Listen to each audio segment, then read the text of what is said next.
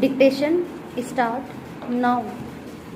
Shri Gupta further argued that in the present case, what was prayed for was a writ of quo warranto, and in fact, the election of the appellant was called in question. It was argued that since the writ petitioners came to know about the appellant not belonging to scheduled caste, and since the post of the chairperson was reserved only for the scheduled caste, therefore the High Court was justified in entering into that question as to whether he really belongs to scheduled caste. In short, the learned counsel argued that independent of the election of the appellant as a ward member or as a chairperson, his caste itself was questioned in the writ petition only with the objective to see whether he could continue as the person. This argument is clearly incorrect, as the continuance of the appellant as the chairperson was not dependent upon something which was posterior to the appellant's election as chairperson. It is not as if some event had taken place after the election and of the appellant which created a disqualification to continue as the chairperson.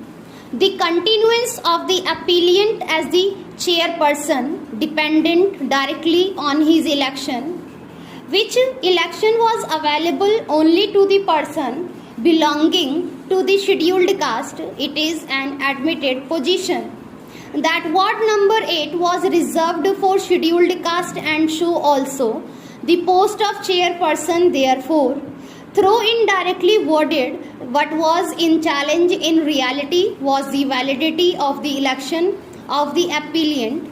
According to the writ petitioners, the appellant could not have been elected as a ward member, nor could be elected as a person, as he did not belong to the scheduled caste.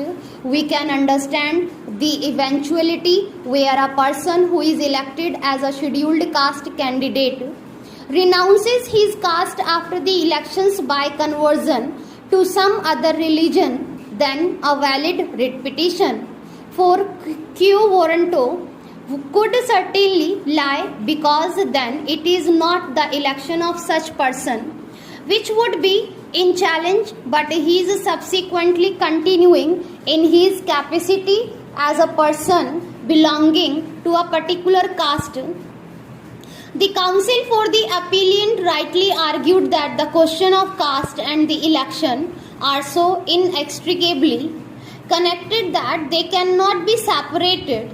Therefore, when the writ petitioners challenged the continuation of the appellant on the ground that he is not belonging to a particular caste, what they in fact challenged is the validity of the election of the appellant. Though apparently the petition is for the writ of quo warranto, again merely because the appellant was described as being a Christian in the service records, did not mean that the appellant was actually a person professing Christian religion. It was not after all known as to who had given those details, and further as to whether the details in reality were truthful or not.